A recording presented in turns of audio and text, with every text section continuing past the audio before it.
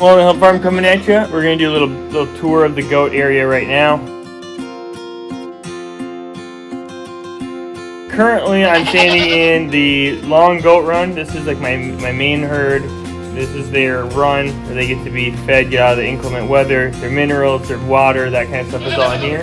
This is a about 10 by 50. I want to say, or 11 by 50 run space. I don't know how much I've updated everybody, but I basically built a wall on top of this concrete here. Decided to run cedar all the way across and down and over here as well. Put a door in. And then I also built these hay feeders. I had a lot of these cattle panels, hog panels, whatever, kind of laying around from the property. What I ended up doing is kind of just measuring how big a flake is for my bales. Once I kind of measured that out, or like kind of got it, what I did was then took a hammer and I just bent these, and then I used some fencing staples, stapled them to 2x, and then screwed the 2x into the wall. I tried to get on a stud as best I could, but you can see they kind of taper at the bottom. They seem to be holding up really well. The goats don't rip them down, or they haven't been pulled down yet. Feel good about that. I can fit about 2 flakes in each, so that's 6, and I put 2 flakes in here in the morning, and then I come in and I do another 4 to 6 in the evening as well. The one thing that happens is kind of interesting is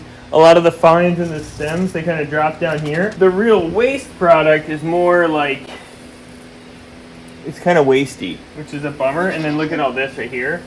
I mean, they could eat all that. And they walk through it, they pee over here, they poop over here. And it's a bummer because this is all good candy, from what I understand. And then sometimes it gets packed too tight, and then they have a hard time getting to all the stuff that's on. That seems to create like a resource scarcity. And then my 3 original does bully my 2 new does. I'm working on trying to create more feed opportunity for them. So like, they go through this real fast. This is pretty much all gone. They're not gonna touch this for the rest of the day probably. And it looks pretty good actually.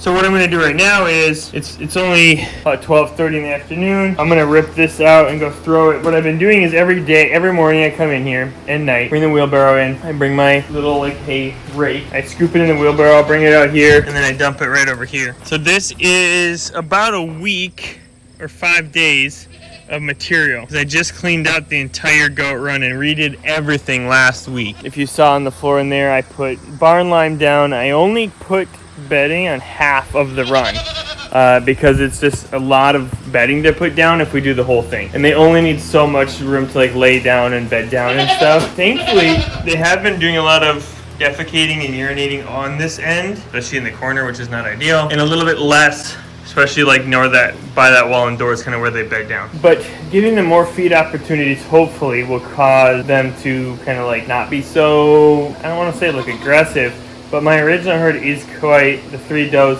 they're a tight-knit group, and they have yet to really allow these other 2 to integrate in. Like when I come in here at night to grab these 2, because they're both in milk, to grab one of them, the other 3 will headbutt and ram these 2 as I'm leading them out. And so then they don't want to come back in here, all that kind of stuff. So I'm going to empty out this hay quick. You know, again, a lot of the fines fall on the bottom, but I'm going to empty this out. I give them 2 new flakes. None of these I'm going to do anything with because they both had 2 flakes in them this morning. And I can come and check, and you can still see there's plenty of good stuff in there. Maybe what needs to happen is they need to come in and pick through it a little bit better. You know, they got to pull some of these stemmies out, see? There's still some good stuff in there. But so, and this hasn't even been touched yet. The mineral feeder's working out good. I like that.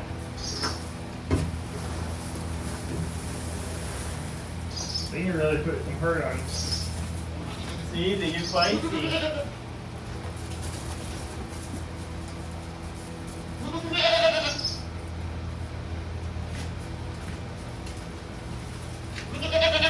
Now throw a couple more bales in here quick. Should almost take these bales actually that are not getting eaten nice. Throw them in there and then put some new ones in here. Look at that. Look at that.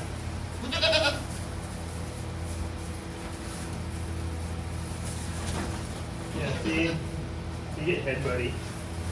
But see, they like to eat out of this hay feeder more, and I don't know why. The squares are the same size. It's lower. There's that. I'm not sure. Let's go fill this hay feeder up. The other thing that's going on is that we've got confirmation that Spice is bred, Irma is bred, and Millie is bred. Irma's due date looks like it's coming up quick because we have an udder going on. Already kind of hanging. And the other girls do not. I believe Irma is gonna kid here in the next 4 weeks or so, maybe 6 weeks, I'm thinking. So we gotta, like tonight and stuff, we get her on the milking stand to train her, being handled, being milked, that kind of stuff. Her rear is getting big, puffy, which is very interesting to me because she shouldn't be anywhere near kidding because she didn't get bred until like the middle of May. Millie first got bred in the end of April, and we've got nothing going on here. Oh, the kitty, you better get the heck out of here. They're starting to like the kitty now. Spice is very temperamental. She just runs the show, this one. So, okay. Now the next thing I'm going to show a little update on is our kidding pen. Not done yet, but it's our old quarantine area. I need to do a little bit more work here. I got to get that structure out and those things out. I want to move that brush, put that in the main run. What we're going to do in here is these mats are 6x4.